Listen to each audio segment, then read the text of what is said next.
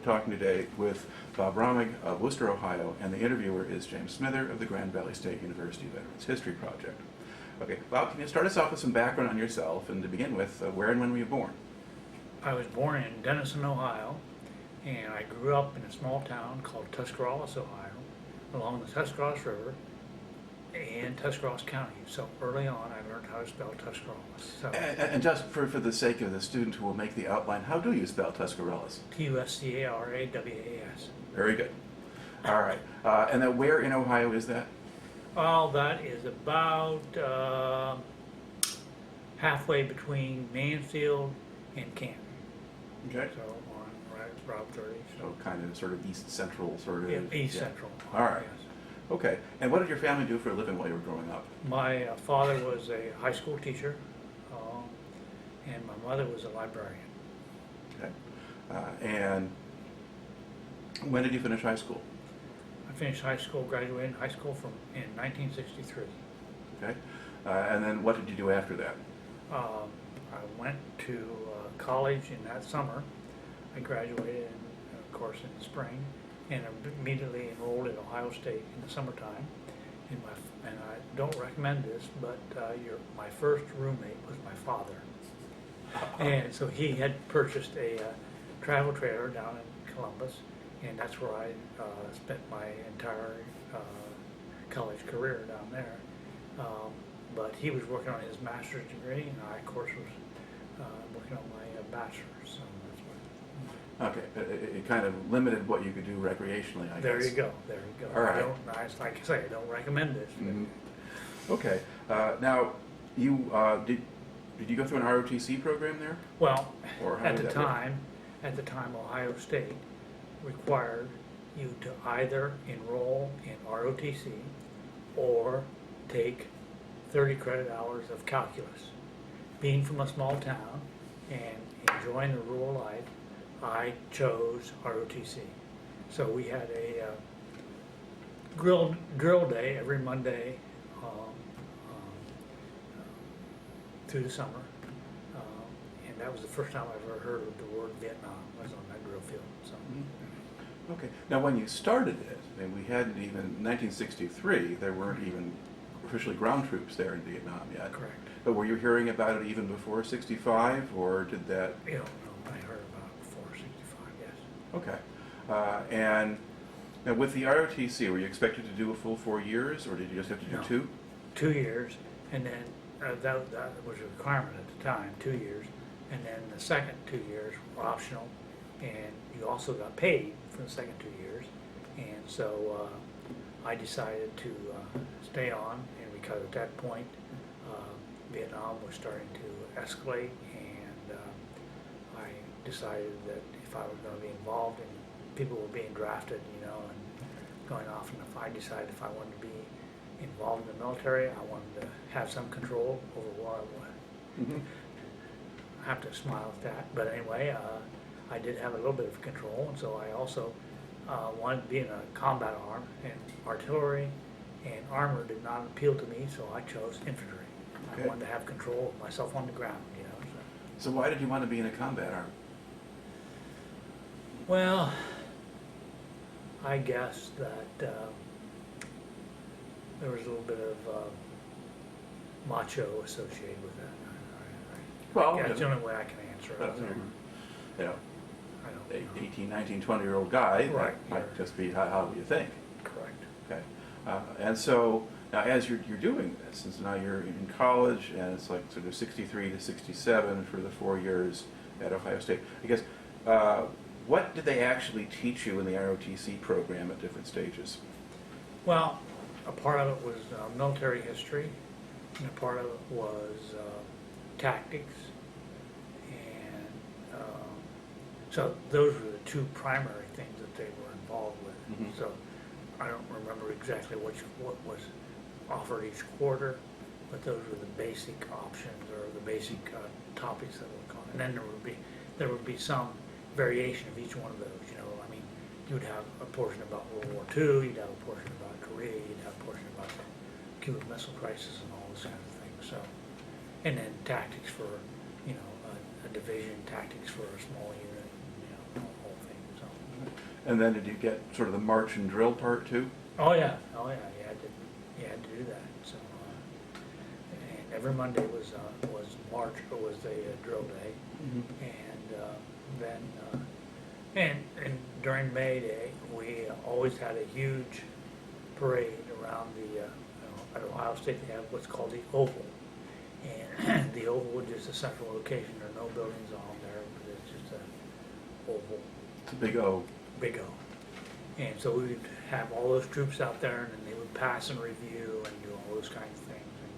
And the senior year that I was there, why there was a lot of demonstrations and a lot of turmoil about that. And also that was very difficult at that time. When I graduated, you had to wear a uniform. You wore your uniform to graduation, and you stood up and you took the oath of office as an officer in the United States Army, and there were all kinds of catcalls and yelling. And, that was a very emotional time. Yeah. So what was your reaction to that? Trying to be numb. I mean, that was a reaction that I've had for many times. I tried to just focus on what I had to do and focus on what was going on. Right. Now, with the ROTC, did you also do any kind of summer training or exercises? Yeah. One summer we went to Indiantown Gap, Pennsylvania, I believe it was, and we spent 6 weeks, I believe, there, and I don't remember for exactly how long, and went through again all kinds of training associated with tactics and maneuvering and all those kind of things. Okay. And was this an all ROTC group that you were with? Correct. There? At Indiantown Gap, correct. Okay. And did they come from multiple schools, or did Ohio Yes. State? Okay. You didn't fill the whole class by yourselves? No. All right. Okay. Now, of course, 63 to 67, and by the time getting to 67, Vietnam is heated up. You've got the anti-war movement right in front of you at Ohio State going on. And at this point, are you looking forward to going in? Are you wondering why the heck you signed up for it, or what was going on at that time for you? Well, being in, when I got out of the ROTC, in 67, so 68 was, when I was in graduate school. Okay, but you haven't explained that part on tape yet. So, so rather than going straight into the military, I took a year off to work on a master's degree in business, MBA. I did not complete that program, or did not complete that degree. And so after a year, then I went into the service.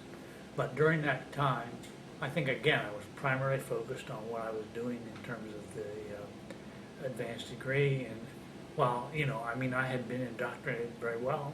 And so I was the party line. I was going into the service, and I was going to do my job. So, these people were misguided, were protesting and against the war and all that kind of thing. Okay. But the Army didn't have a problem with your going to graduate school first? They did. They allowed me to do that. Yeah, I should say. Okay. All right. So once you decide you're not staying on and finishing that degree, then and so you actually go into the Army now, what's the first thing you do for them? The first thing they sent me to, I have to remember a little bit, but the first thing I think was I went to Fort Knox, Kentucky, and there I was, and then I think I went to infantry officer basic training from there. Okay. And then I went to jungle training in Panama. Okay. Well, infantry officer basic training, that's a fairly substantial course, isn't it? Correct. So what does that consist of?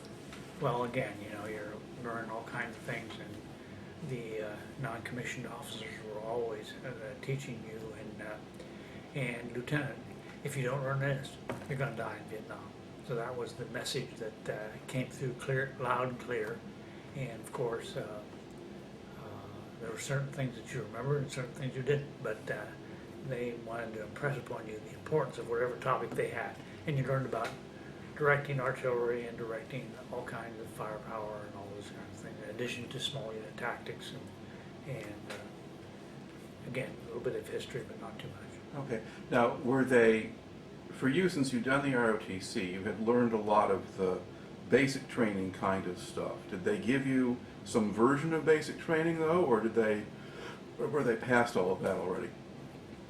I think they were, no, they weren't past it because they wanted to emphasize that you had to know how to do this, how to maneuver and how to break up your squads and move them through the, yes, no, they weren't beyond that. So. Okay, but in terms of sort of just the drill and discipline, spit and polish stuff, or the kind of harassment that you get when you're a regular enlisted man going in?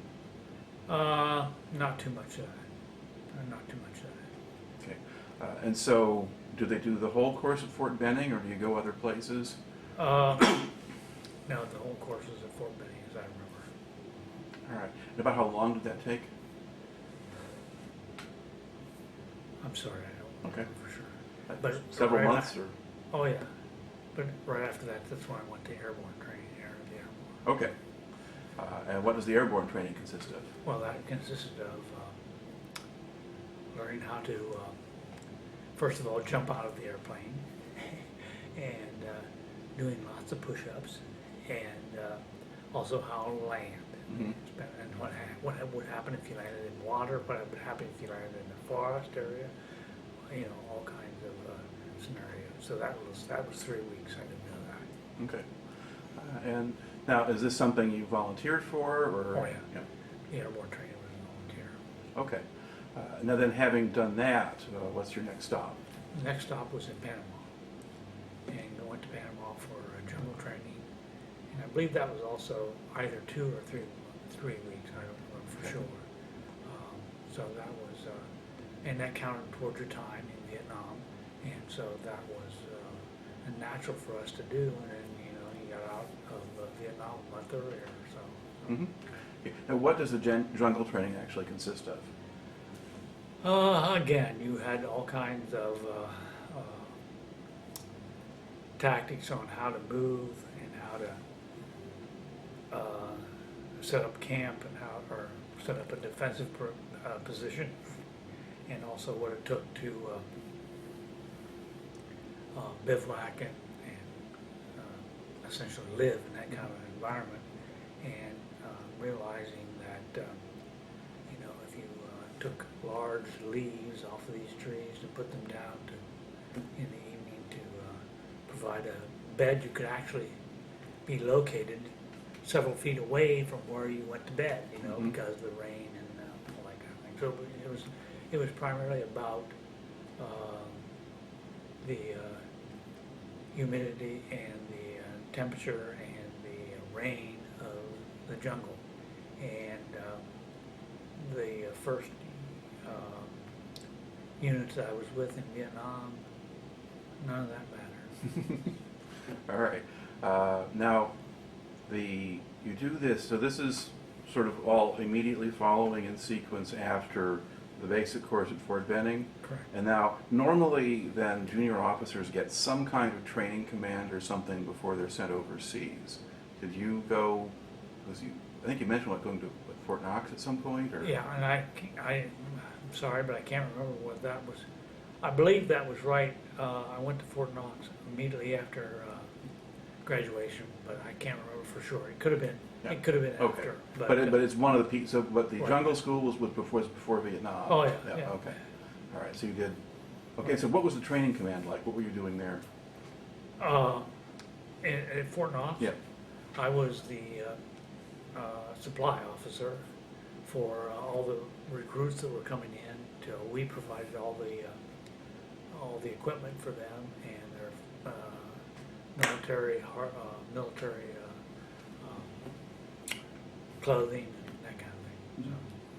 Okay. So what was the point of having you do that? I'm not certain, and I'm not certain because then once I'm convinced that once you're associated with the supply area, then you're gonna get that kind of a responsibility from then on, because when I come back from Vietnam, then I went to Fort Bragg, North Carolina, and I was in supply again, you know, so, yeah. Well, you know, maybe they saw that, you know, business thing in there someplace Oh, on well, it on could the be. resume, and they just plugged you in there. Okay, but I think the other idea normally was to give you some kind of command experience, and so you would have had it, but in this Yeah. case, you weren't really leading people No, anywhere. I did not. Oh. And did you have any enlisted men who answered to you when you were at Yeah. Fort Knox? Oh, yeah. Okay, Yeah, I had a few. okay. So, when then do you actually go to Vietnam? Went to Vietnam in the fall of 1969. Okay. Now, had you been following the course of the war through all of your training programs, did you have a sense of what had been going on? Not a real strong sense, no. I did not. Just basically knew what was going on and did not. And at that point, I think Tet had happened. At 68, yes. And so we knew that it was a very serious time at that point. But no, I wasn't typically keyed in very. I was more more focused on the immediate issues and the fact that I knew I was going, and I just didn't. Yeah. Now, how much of the training you got at different stages was geared directly to Vietnam, and how much did instructors sort of tell you about what that was like? Well, excuse me, in the officer basic training, quite a bit. Quite a bit was told about that, and quite a bit was focused on how to maneuver once you were in contact and all that kind of thing, once you were engaged by the enemy. And so, yes, quite a bit of that was at the officer basic training about what you should do, and also how to call in artillery and how to call in the gunships and what you need to do there, yes. Okay. Now, did they make any effort to teach you anything about Vietnamese culture or how to behave over there, or was that outside of the program? And that would have been pretty much outside of the program. We didn't have to spend much time talking about that at all. Okay. Now, when it comes time for you to go to Vietnam, did you get to leave home first, or had you had one somewhere? I had to leave it to go home for a period of time, and I was married at the time, so when I still am, according to the same wife. Mm-hmm. And so I did, and she stayed in Columbus, and so we stayed in that same trailer. And so I went back to Columbus, Ohio, spent, I don't remember how much time, probably a month or 2 months, 2 Yeah. weeks to a month, something like that. And then from there I went directly to Vietnam. Okay. And then physically, how did they get you to Vietnam? I flew into San Francisco and then took a flight from there directly to Vietnam. We landed in, I don't think, not Hawaii, but anyway. Small, like a Wake Island or someplace like that, or Midway, or one of those. Yeah. Because you have to refuel someplace. Right, and on off to Vietnam. And then where did you land in Vietnam?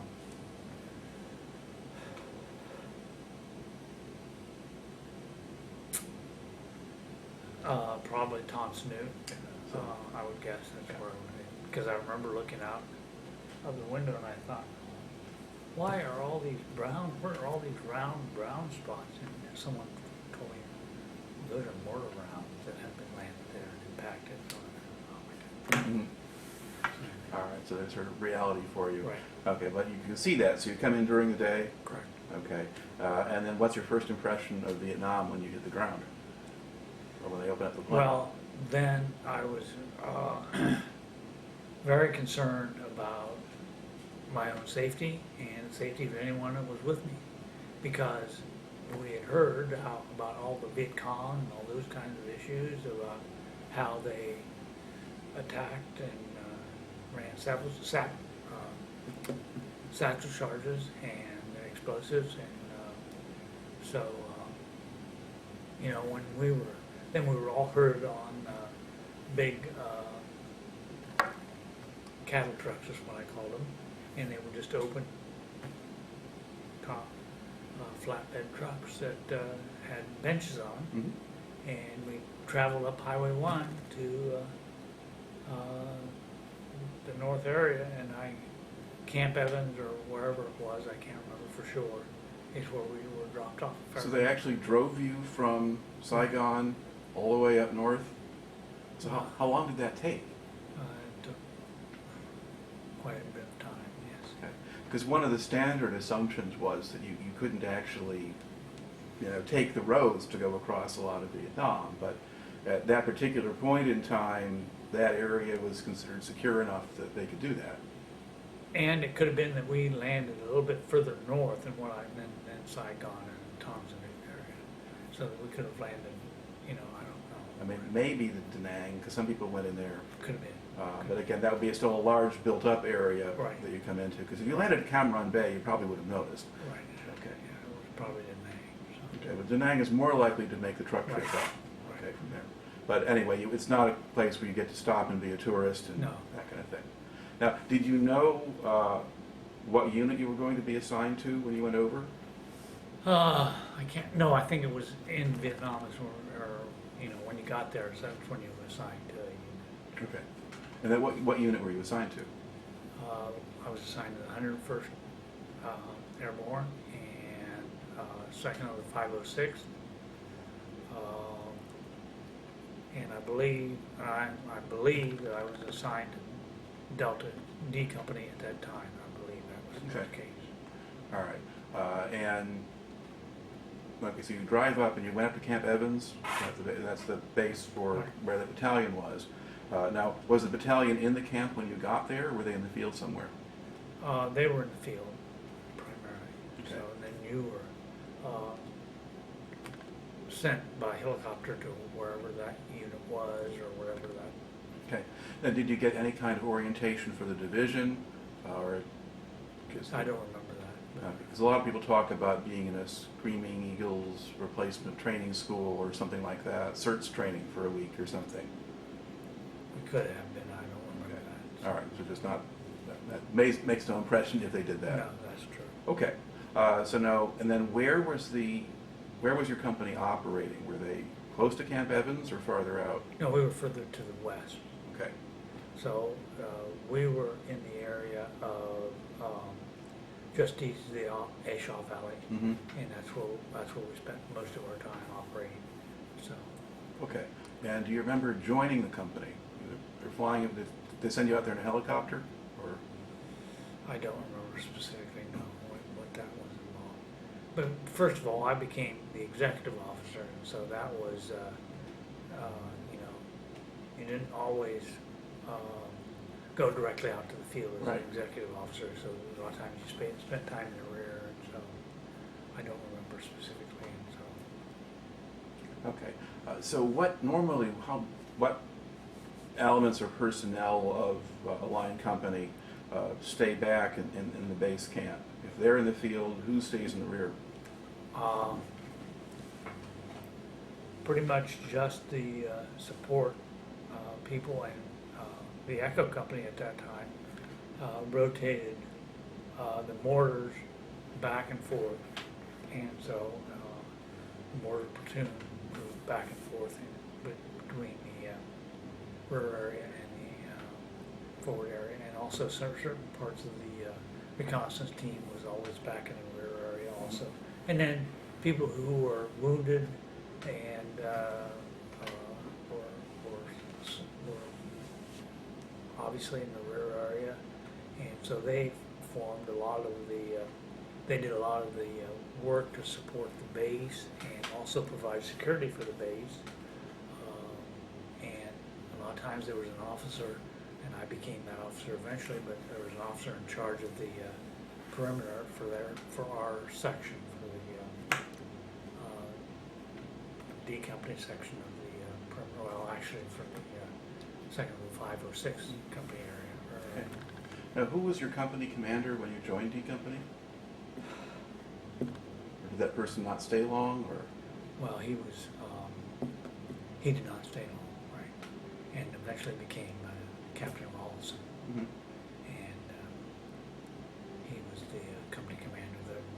most of the time that I was in the field, he was the company commander. Okay.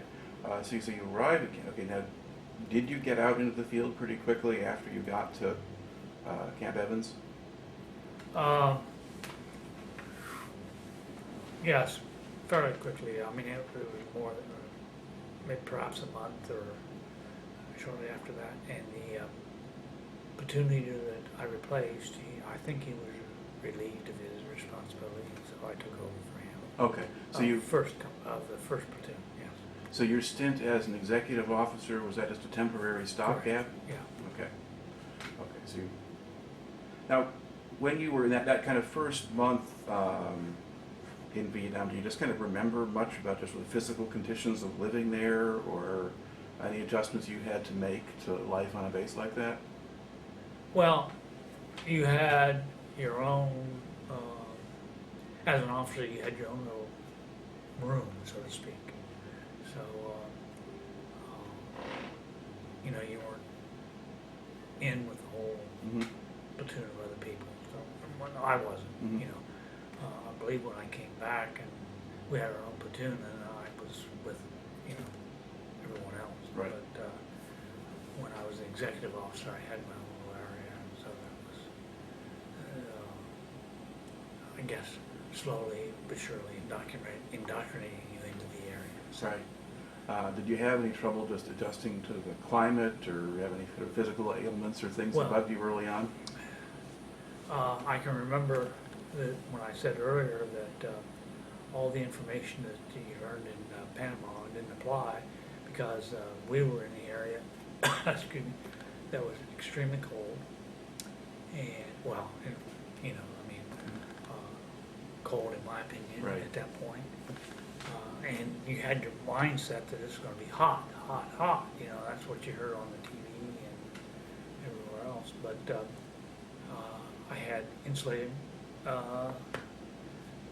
shirt, and I wore that under my fatigue jacket, and I wore that probably for a month, and even out in the field, you know, I wore that. So it took a period of time, and I was talking to the physician last evening, and he said they actually had troops or individuals that had frostbite, that they had, or hypothermia, that you know, that they got too cold. They got too cold, and they had to come back and be treated. So, excuse me.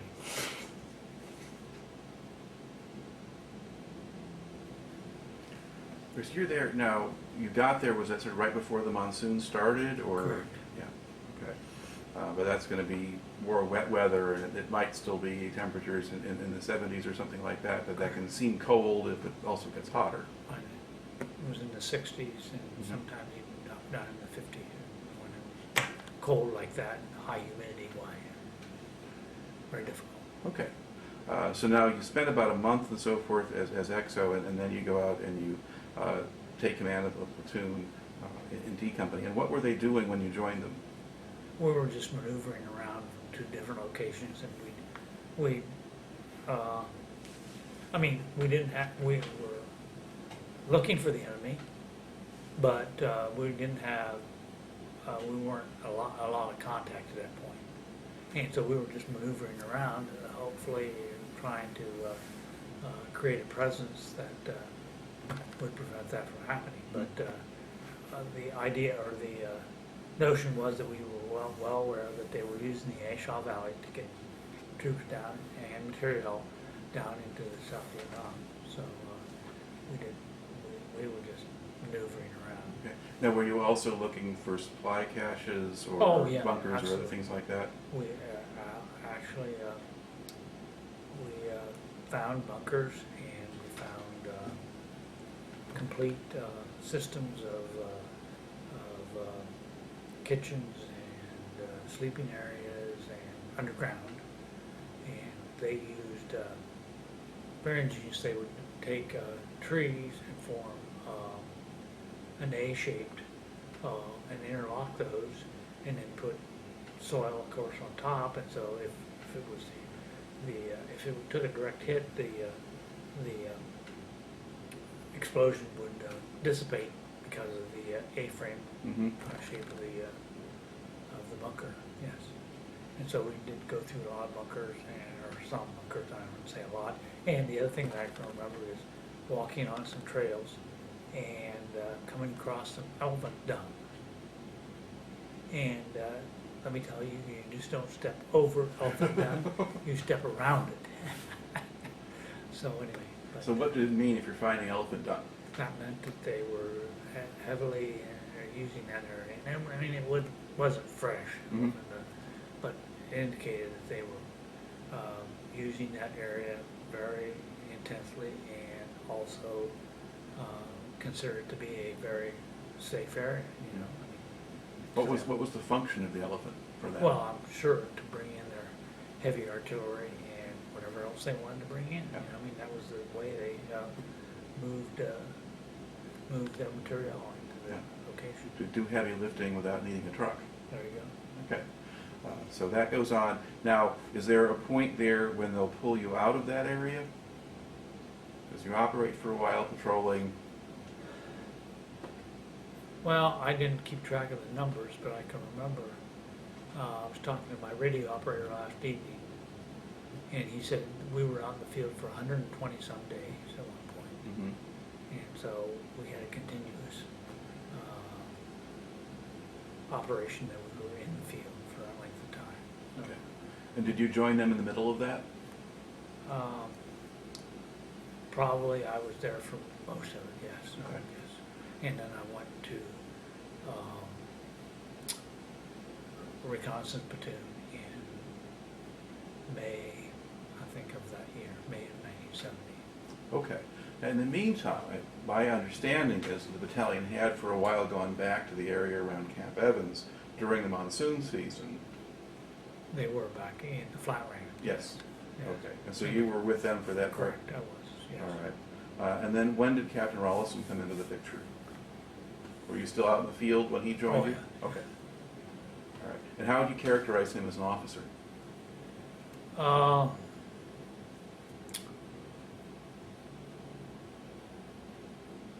Very professional, in my opinion, Mm-hmm. and very gung-ho.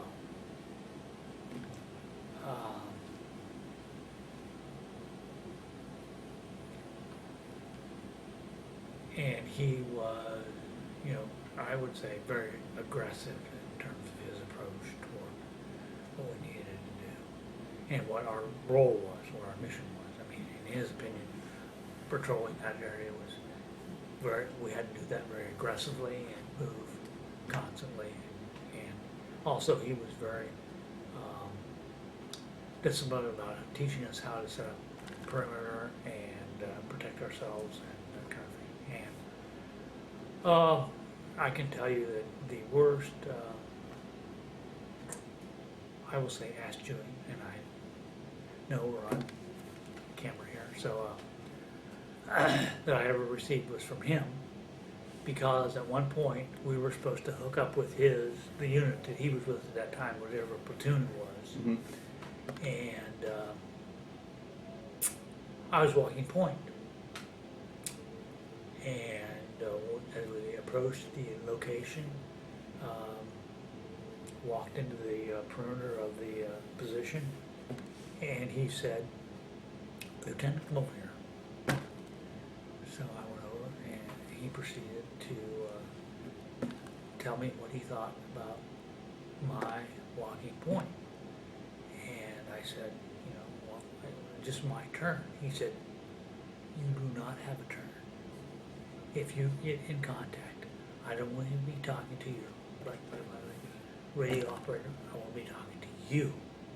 And I mean, those are the things that I remember after several sentences of things that I won't go into. Right. But anyway, so go ahead. Okay, so that actually leads to another question, and what you're kind of heading toward anyway. What approach did you take? You're joining a platoon in the field as a platoon leader who's not been in combat or done much of the stuff in country. How did you deal with the men in your unit when you joined them? Well, one of the first things that I can remember doing was figuring out where we were on the map, and he had us misplaced. He had the unit misplaced.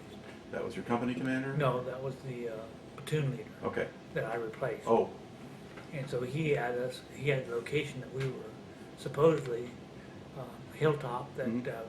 we were not. And so I figured this out right away. And the other thing that I can remember is that one of the squad leaders came up to me shortly thereafter and said, LT, you do not have to remember, you do not have to worry about anyone doing dope or, smoking weird stuff. He said, I'm a short timer. I only have 30 days left here, and I will take care of that. So I didn't worry about it. Mhm. And it wasn't, at that time, I did not worry about it. And I don't think we had much of a problem at that time. I think later in the year, we did have problems at Sector 506, but not then. Okay. So, all right. And then when you went in, do you sort of go in and kind of take charge and tell them what to do, or did you try to learn from the sergeants? Or oh, I tried to listen to what people were telling me. That was one of the things that I wanted to do. My whole method of operation is that you have to have respect for the people that are there and figure out what they've been doing before you can make any changes. Mhm. So I listened a lot more than what I talked. And talking to my RTO last night, he said, you talk more in the past hour than you did for the whole time you were in Vietnam. So I don't know what that means. All right, but you're kind of learning from them, and because sometimes guys would go in and just try to tell them what to do, and that didn't always go over so well. No. But then, as part of that, did you also figure that you had to do everything you asked them to do? That's what I thought, yes. At that point I did. Yeah. And that's why I was walking point. Mm-hmm. All right.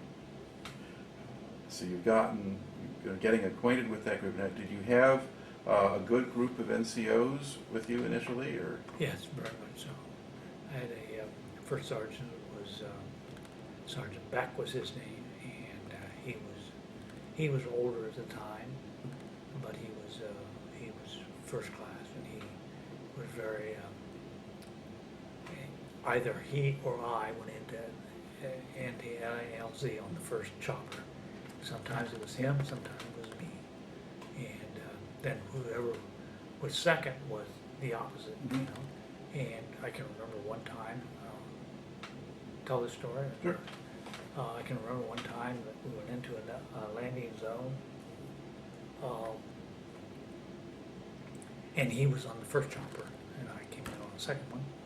And when my chopper came in and was approaching, I could see him just charging, just running full speed off into the bush, and I thought, oh, that's weird, why is he doing that, And so we get down, we get everyone in defensive position and secure the hilltop, and he comes over and he said, "Do you see that guy?" And I said, "No, what guy?" And he said, "There was a guy pulling on a cord, and in the middle of the landing zone, there was a 105 or 155 artillery round that was buried, and he was trying to fire it. He was trying to set it off, and he had this long cord, and he was pulling on the cord when Sergeant Beck and his helicopter were landing them, so that's why he was running off trying to get that guy." And so I said, "No, I did not see that." Mhm. So anyway, but he didn't do it, so it didn't work. So we dispatched with that and took the firing pin out, so everything went okay. All right. Now, did that happen early on in your tour when you were still in the A Shaw area, or did that come later? No, that would have been later. Okay. So how long did you have him with you as a sergeant? The whole time. Okay, you had him the whole time. Right. Okay, so he's, And I think he was still first sergeant when I left, I believe. okay. So you did your initial patrolling up in the hill country, and then you're down the early part of 1970. You're back around Camp Evans.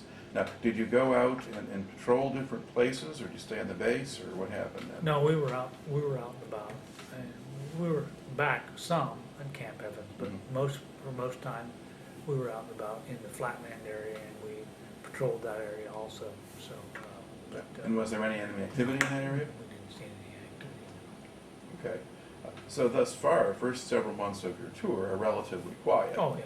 Yeah, you're just kind of adjusting to the situation and learning things and so forth as you go. Now, get into March of 1970. That's when the battalion starts to go out and conduct operations around the place that becomes Firebase Ripcord. Correct. And what do you remember about the early stages of that, or what did your company do at that time? Well, we were not involved in the initial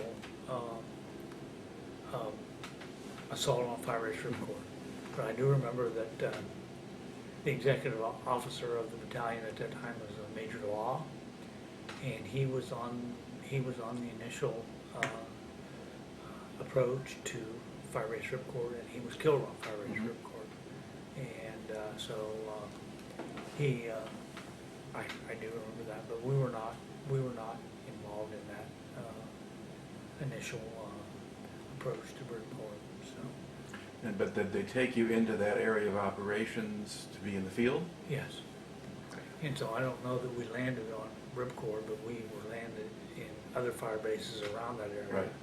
and then spent our time working around the fire base and working back and forth through that area.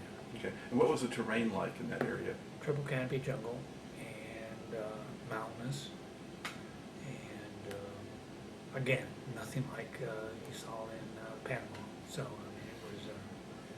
it was a mountainous region, and the maps they were French maps, I believe, Mm-hmm. and so it was wasn't very accurate, but we maneuvered through that area and as best we could, and tried to stay on the high ground, and they always stayed on the low ground. So No, were there trails through the jungle? oh yeah, there And, were trails. and did you use those or cut your own? Well, we did both, but you know, the word was, or don't use the trails, you know, because that's what they. Oh, excuse me. Oh my gosh.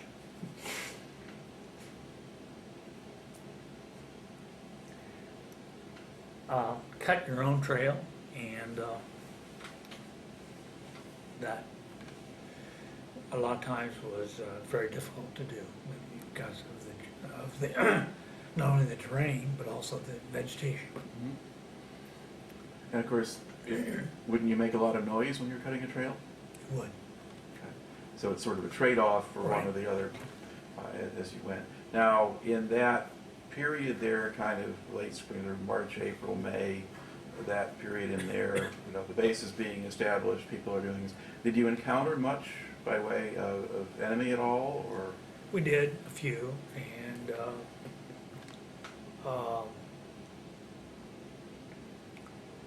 again, talking to my radio operator, he remembers some incidents that I don't remember at all, and he tells stories about how, or told a story about how we spent a lot of time setting up ambushes and preparing ambushes along trails, and he tells a story about how we were setting up an ambush at one point, and we got some kind of a radio call that said there will be North Vietnamese moving into your area, do not fire.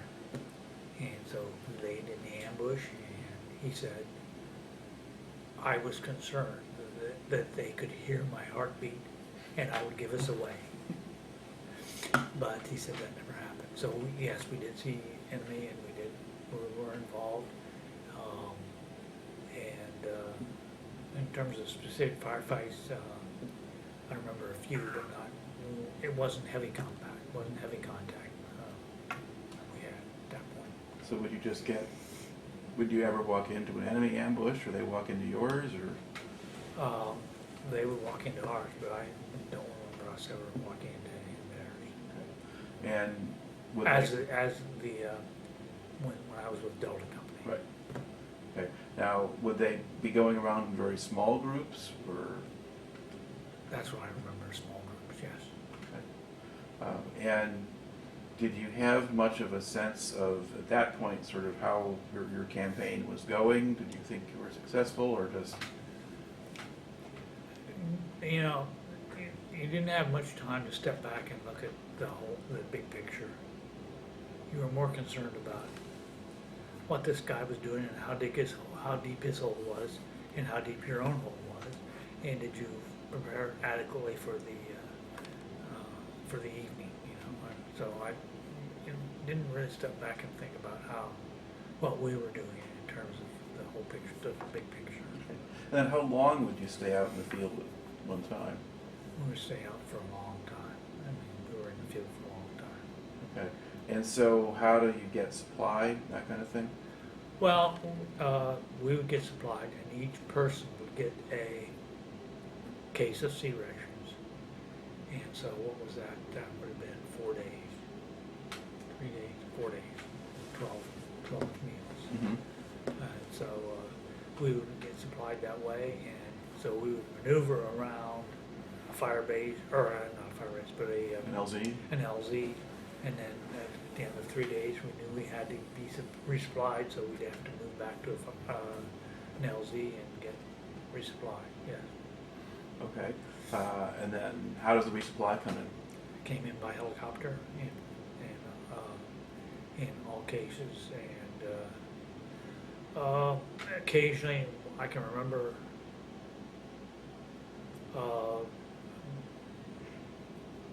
several times where we were not in a position where we were close to a landing zone, and so it was often the first sergeant who came in on a helicopter and, you know, threw out the sea rations or threw out the explosives that we were supposed to use to blow a landing zone. Mm-hmm.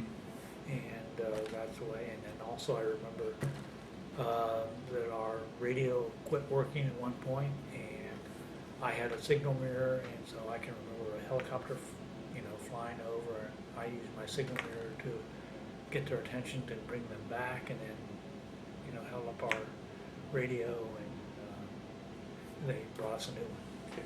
Now, would your platoon normally operate by itself? Yes, we did. Okay. But you only had one radio in the platoon? No, we had more, but I can't remember why. Well, I mean, no, we had more than one Okay. radio. But so you're using a signal mirror rather than just a different radio? Yeah, that's a good question. I don't remember exactly why that happened. Why we were. Because I think perhaps we only had one radio at that point. I don't know. Well, did the radios operate on batteries? Yes, And could those run out, or did you carry more? Or? we carried more. We always carried more, yes. And,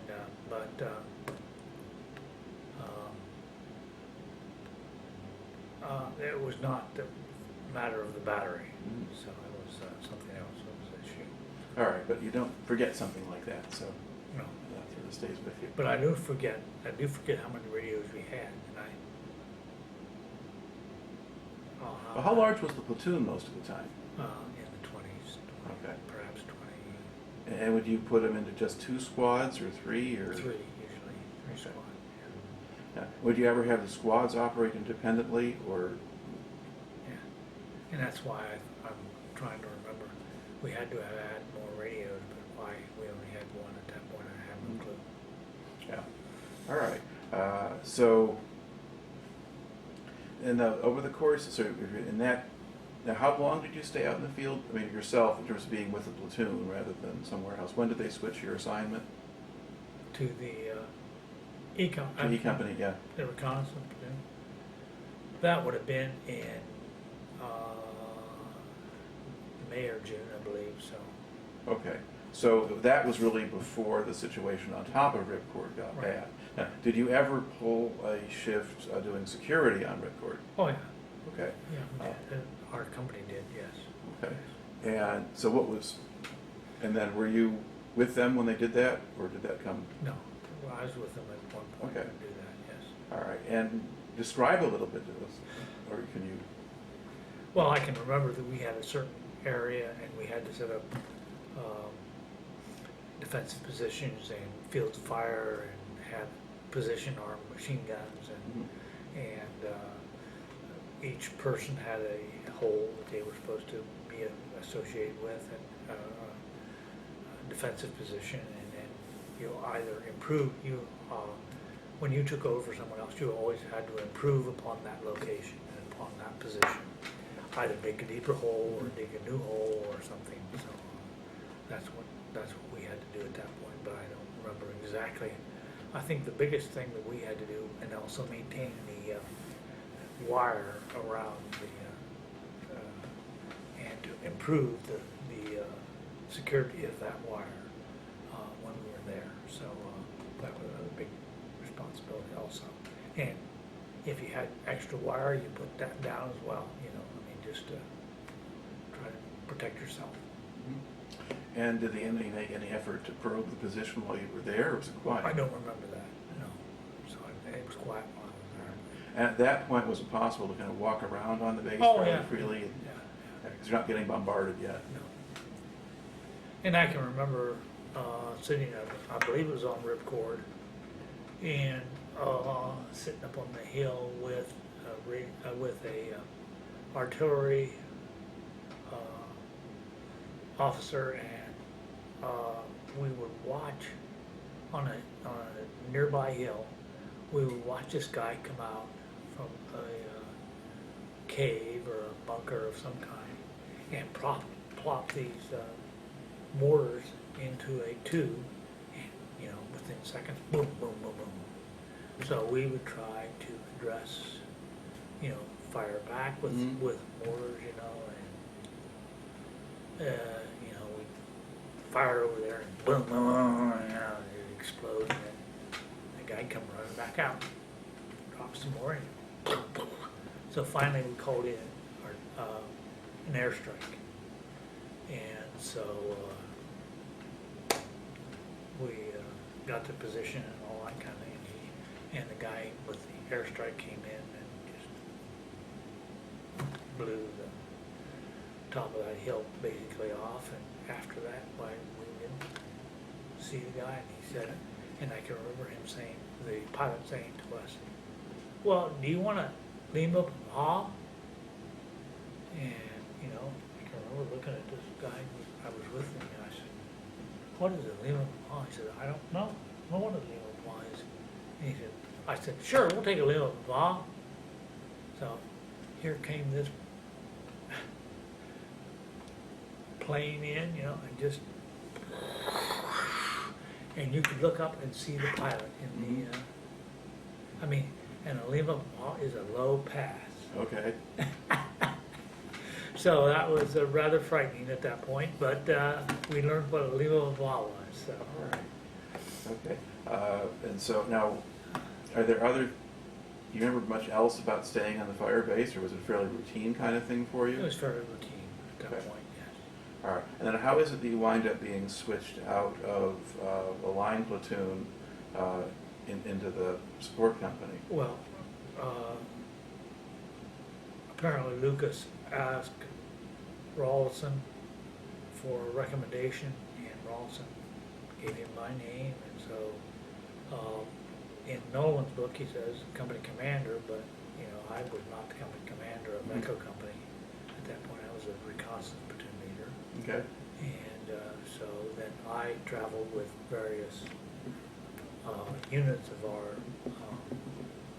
of the various teams that I had at that point. So. Okay. Yeah, so how was the reconnaissance platoon set up or organized? But how many men and how were they organized? We operated with 3 or 4 teams, and the teams were made up of probably 6 to 9 people in each team, and we were just, and a team leader, and an assistant team leader, and then they took their orders from either myself, who was given orders by Lucas, or from Lucas himself, who would tell those teams what he wanted them to do. And if, you know, if they were with a particular or close to a particular area, he would go directly into there and tell them what he wanted them to do. Mm-hmm. All right. And now how often would you go out with recon teams? Pretty frequently. I mean, I don't remember specifically, but I spent a lot of time with one team or another, and so. Now, how is being out with a recon team different from being out with a line platoon and your regular patrols? Well, first of all, you have a much smaller perimeter. With 6 or 7 guys, you have a very small perimeter, and you also move much quieter. You didn't, you know, 6 or 7 guys, you could move them fairly easily with being very quiet. And when you're the platoon leader, it's not uncommon if one of your teams gets in contact, they would pick your butt up individually and take you to link up with that team. And so I'll tell this story. So one of my teams was in contact, and they had one of their individuals was wounded, and so they brought a medevac in to extract that person, and it was in an area where they couldn't land. There was no landing zone, so they put down a basket, and I watched this happen. I was on a different hilltop, but it was a different team. But as that helicopter was hovering, it took a direct hit with an RPG, and of course exploded and went to the ground. And so they called me as an individual and had me go to link up with another team, and we moved into that location to carry those bodies out. And I can say that was the most difficult time I had when I was there. And because we also had body bags dropped into us, and we had to carry these people on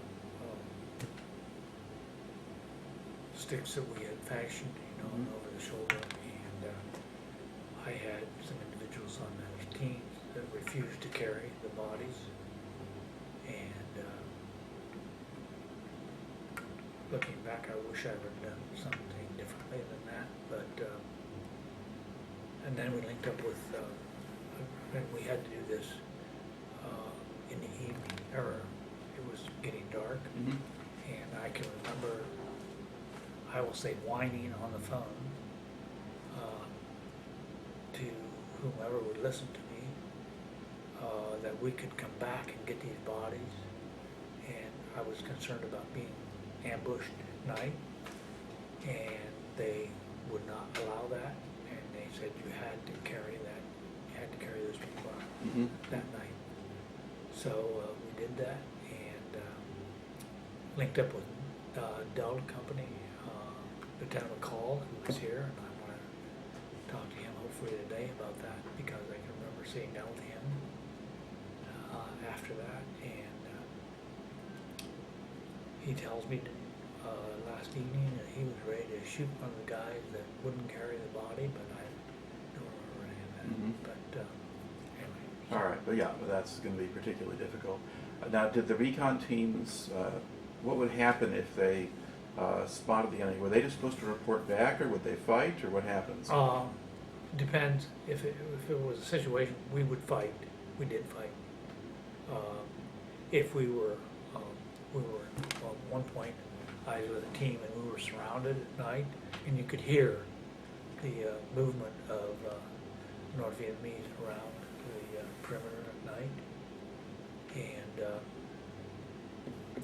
I was sitting on my rucksack in the morning, and I can remember looking out into the jungle, and I could see this hand come out behind a tree and motion someone. We go like this, and Orientals go like that, and so I waited, and he came out, and I shot him, and then we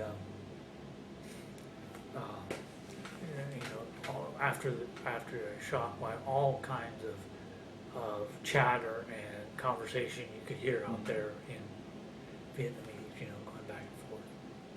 And I'm assuming at this point that they were coming after the weapon that this guy was carrying or whatever. And then we stood up and started to maneuver.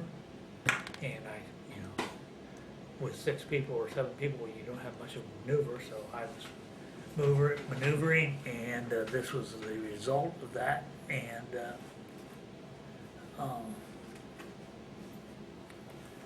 I have this notebook that was in my pocket, and I bullet creased this notebook, and took part of the pages out. And the second, I'm sure the fellow that shot that had it on rock and roll automatic, and so it rises. So one bullet went through here, and one bullet went through my boonie hat, and neither bullet struck me, so I was assuming going like this. But I was laying on the ground, calling in artillery, and I looked down, see all this powder laying on the ground. I thought, oh my gosh, I am hit. And the reason I say that is because we were told that once an AK hits your bone, it would shatter the bone and travel the route of least resistance. And so I assumed I had been hit, and it was bone laying on the ground, and it was my signal mirror. So that was really, so I was very, very lucky. Okay. Now, that night when you were surrounded, did they know where you were? Oh yeah. Okay. So why do you suppose they didn't attack you at night? They probably didn't know how big a force we were. They probably did not know. They didn't have all the information, I would guess. That's the only reason why. And they might not have had a large unit, because if they had a large unit, they wouldn't have worried about that. They would come in. But I don't think it was a large unit. Yeah. Or if it had been, you would have found out the next morning. Oh, absolutely. There would have been more than just one bullet through your pocket. Would you normally try to avoid contact with your recon? Oh yeah, and we tried to. Okay. Now, as you're doing this, and this is now, how long were you with the recon platoon? Was that through the Ripcord campaign, or, okay. And I don't remember. All right.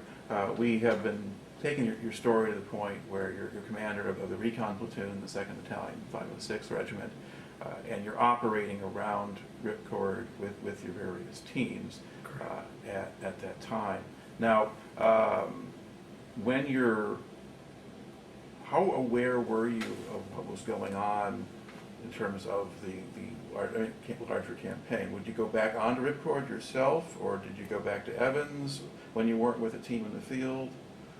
A lot of times I would go back to Evans when I wasn't with a team, but I pretty much stayed with the team most of the time. I was with the team, one of the other teams, and only when a team would go back would I go back and then link up with a different team. But the recon teams moved in and out of the area much more frequently than a line company and a line platoon. So the teams did. Just pause here. Okay. So basically, you were spending most of your time kind of out in the field. Now, but as things got bad with Ripcord, as the bombardment got worse in July of 1970, and the Chinook helicopter crashes on July 18th, and so forth. Now, were you keeping track of those developments? Oh yeah, we were, but we were not on Ripcord. Right. We were out and about, so yes, we could see what was happening. But again, we were directed to go to a certain area based on what they knew about the enemy in that area. Okay. And I was told also that they had a unit on the Firebase on Ripcord that was monitoring a lot of the movements of the enemy in that area, and they knew about what was going on, and apparently had told Lucas that this or this was going to happen or that was going to happen, and it did. And then, but he chose to ignore that. Apparently, that's what I'm told. I don't know that for sure. Now that's hindsight. Right. Yeah. Okay. Now, what kinds of things were you finding as you're going and patrolling around Ripcord? Did you find a lot of enemy supplies or signs of activity, or? We found signs of activity, but not a lot at that point. We did not find a lot of bunkers and that kind of thing. So I have a bunker outline in here somewhere that I had drawn. So this is what you saw and how what it was. Okay. And then were you noticing more and more signs of enemy activity as time went on in terms of just? Oh yeah, the amount of activity, yes, we were noticing that too. And we would report it. Mm-hmm. But then we were trying to, stay away from that, and we would successfully, most cases. Okay. And now where were you when the Firebase itself got evacuated? Were you still in the field at that point? Yeah, we were, but I don't remember specifically when that happened. Okay. And I don't remember specifically Lucas getting killed. I can remember Sergeant Deal, Stanley Deal was one of my former squad leaders. He was killed on Firebase Ripcord, and I do remember that. That was during the extraction, in my opinion. So I do remember that happening, but I was not associated with this. I could have been at that point. I actually could have been back in Camp Evans. Okay. Because there was D Company was involved in helping to kind of rescue a couple of the other companies that were out in the field, right there at the end, 22nd, 23rd July. I think Sergeant Deal might have been involved in that. But, anyway, so you got this whole different picture from what you would have had if you were still with a line company at that point. Yeah. Now, once Ripcord was abandoned, did you just keep doing the same thing that you've been doing before? Pretty much. I mean, I think we shifted our area to not be as focused on the actual Ripcord area and moved further east at that point. But yes, we did, and then shortly after that was when I was assigned back to the rear area, and so I wasn't involved that much. Okay. So now once you get back into the rear, what job do you have? I have the company commander. I became company commander of Echo Company. Okay. And so that was my job, which had both recon and the mortars. Okay. And was there any other component to it, or was it just those two? But that's Echo Company is different from the headquarters company, right? Correct. Okay. So those are your two units? Primarily, and there was supposed to be a landing zone cutting team. Okay. It was associated with that, but wasn't very active. We had chainsaws that really didn't work, and also because it was teak, I early on volunteered because of my forestry background. I said, I can help with any of this kind of stuff. We used C4, knocked down a tree, There you go. All right. Now, did things stay busy for the recon teams now that you're in the latter part of your tour, or were they doing less than before? They were doing less than before, Now, at this point, are you based pretty much on Evans? I am. Personally, yes, Yeah. I am. Yes. And then the mortar platoon came back to Evans pretty much. Although I think perhaps they went to some other fire base also and operated out of there as well. Or parts of them did, because there were different squads of that as well. And so they maneuvered around, yes. All right. And now you're back to sort of a daily life in a base camp. Now, do you bunk with the men in your platoon, or do you get your own area again? Or? I have my own area, yeah. All right. Now, and so how long then were you there? Roughly what time frame were you there? I was there probably from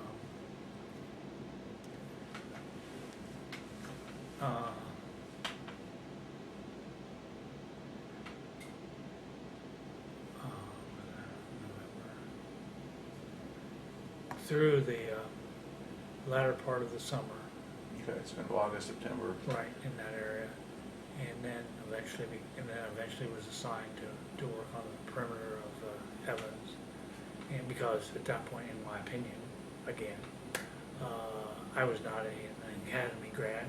I was ROTC, and so the academy grads got preferential command, and so I had a new reconnaissance platoon leader and a new company commander, and then I was the officer in charge of the bunker area, or bunkers in our areas. Okay. And so that's where you had more issues associated with drugs and all that kind of thing. Okay. Now, was marijuana the main issue, or were you getting heroin or things like that coming in? There was heroin coming in, yes. And in talking with the medic last night, the doctor who was there said, you know, the latter part of 1970, it was really difficult in terms of the amount of hard drugs that were being offered. Although on the bunker line, it was primarily marijuana that was being used. And so you'd have to, you know, be very careful. I mean, you had to go out and check these people, make sure they were awake. And so that was, you know, I mean, just terrified to walk up on a bunker position that you could smell marijuana smoke coming from, and you know, and you would obviously challenge them, and they may or may not.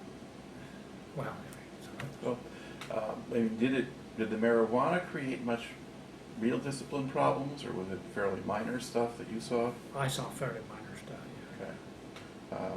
And did you ever have to deal with people who were actually using heroin or harder stuff, or just hear about that going on? I heard about that going on. I did not have to deal with it. And another common thing that shows up or gets assumed is you have a substantial amount of racial tensions, especially if you have a lot of black troops in the rear areas who were resented being there for one reason or another. Did you observe any of that? Oh, very much so, yes. Very much so. In fact,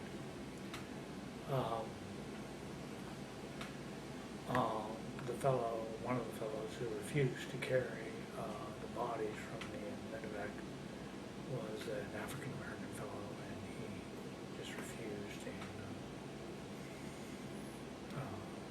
so I did not push the issue at that point, but yes, that was a very tension-filled time.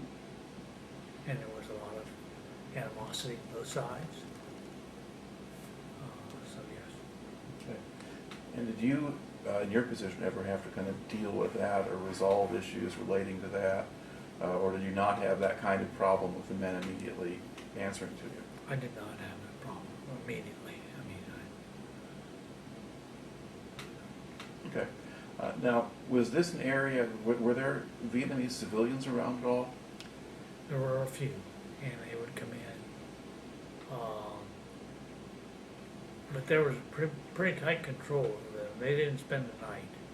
They would come in, and they would all have to leave in the evening or afternoon and come back in the morning, you know. But there were no civilians in my area that spent the time, spent the night. And were there villages or clusters of them outside of the camp? There were villages outside of the camp, but you know, very little. We didn't have much association with that. Okay. And were the men usually restricted to the camp? They couldn't just go off the base, Yeah, or right, they could not. that sort of thing. Right. All right. Now, did you get an R&R at some point during your year there?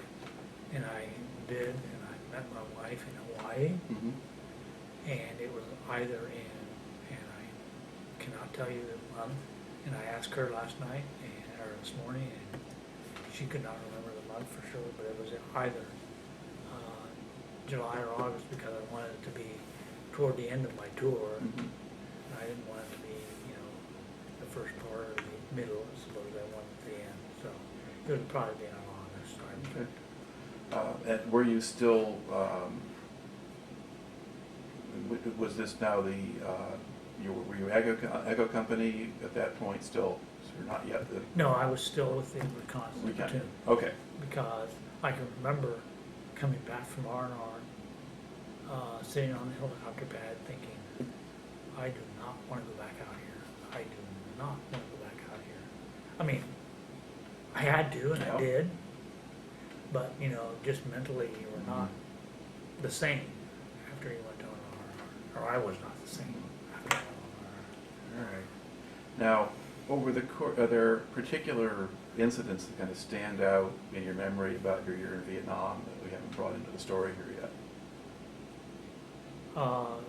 The medevac crash was the primary issue. Okay. All right. Now, did you count down your days as you got close to the No, I end? did not. Okay. And so, do you have a general awareness that at some point they're going to come and call me and say you leave? Well, yeah. Okay. And so, what is the process for getting you out of Vietnam then at the end of the tour?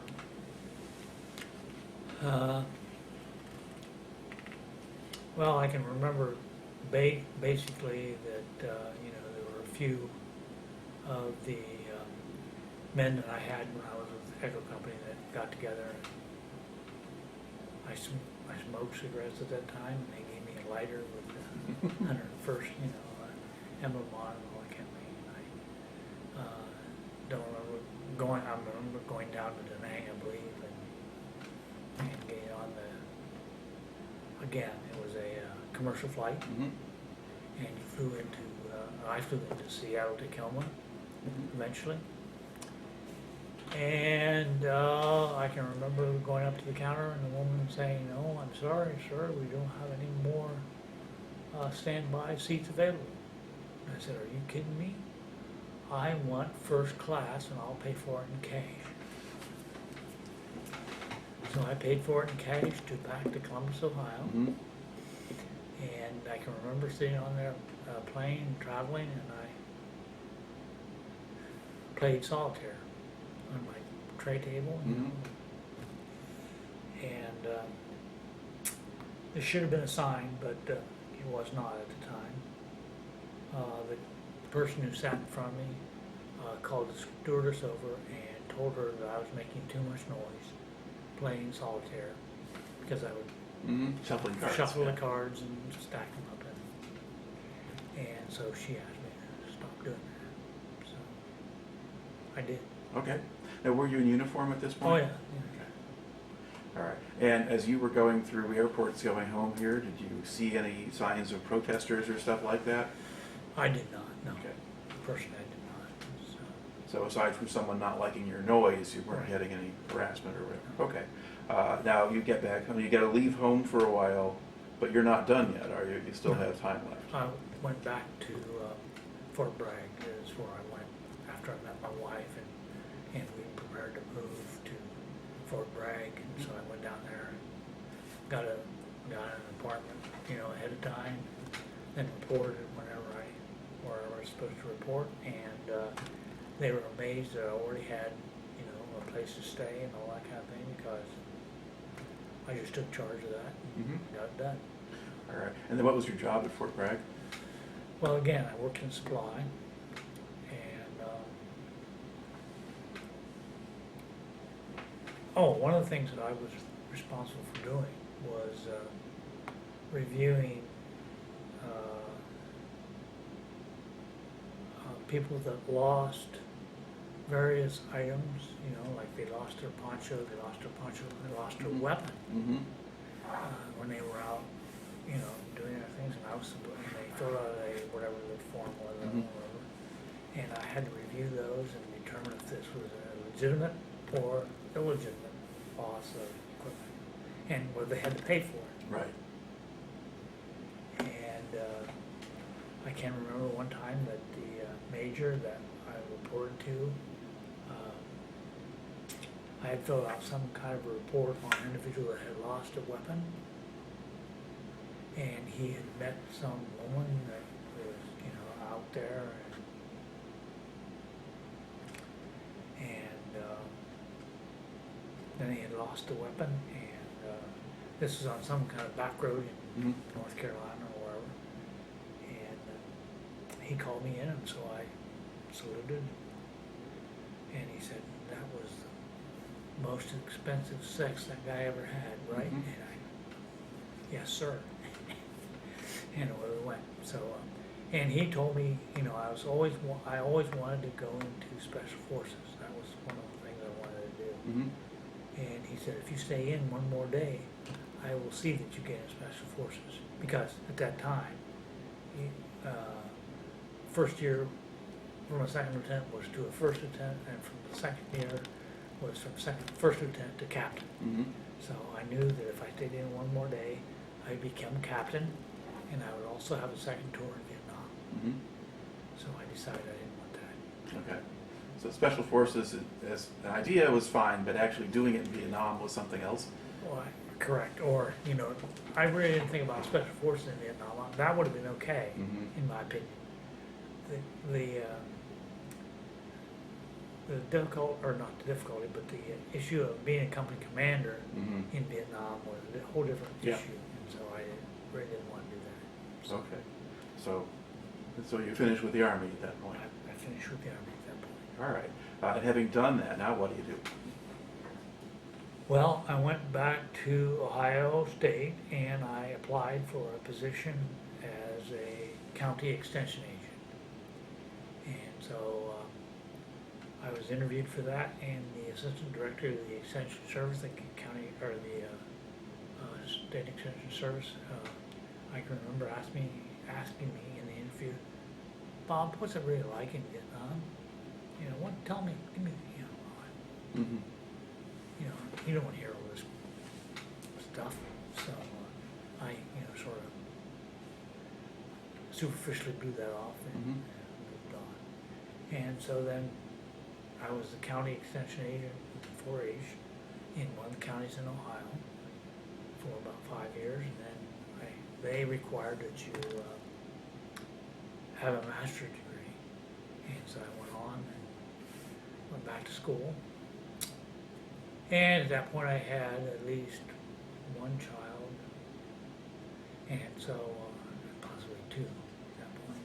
And so I went back to Ohio State and worked on my master's degree, and while I was doing that, I was in class with a lot of other people that were working on their PhDs. And I thought, you know, these people aren't any smarter than I am, so I think I'll just stay. Mhm. So I stayed and got my PhD, and then eventually got a position with as a teacher or as a faculty member with the Agricultural Technical Institute in Worcester, Ohio. Mhm. And so I taught in the forest products program there for many years, and then eventually transferred over to the research component of the School of Natural Resources and became the assistant director of the School of Natural Resources in Worcester, and the director was in Columbus. So I did that, and then in 2002, I retired after 35 years with extension, and part of my military time counted toward that extension, or toward that retirement. And then I went to work for the Ohio Forestry Association, became their executive director, and then in 2008 or 2007, 2008, I fell at home and sustained a traumatic brain injury. And so for the next 8 or 9 months, my wife had to drive me everywhere with my position, or with my responsibilities as the executive director, and so that got pretty old for both of us. And also in 1998, I should say, that also is when I started, went to Washington DC with some friends, and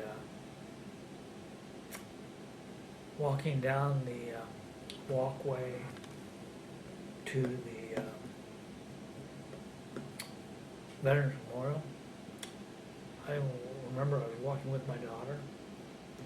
She would have been in 6th grade or something, 5th or 6th grade. And I've asked her if she remembers this, and she does not, thank heavens. But I just started weeping. I couldn't figure out why. And she said, Dad, what's wrong? What's wrong? And I also learned that anger is a way to drive people away from you. So, leave me alone. And she did. And when I got back from that trip, we were with friends. When I got back from that trip, they had a group of Vietnam veterans there in town that was meeting on a regular basis with a counselor.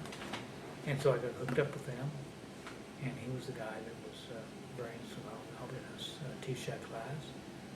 And so I got counseling with him and also with the group. And I spent a lot of time learning about post-traumatic stress.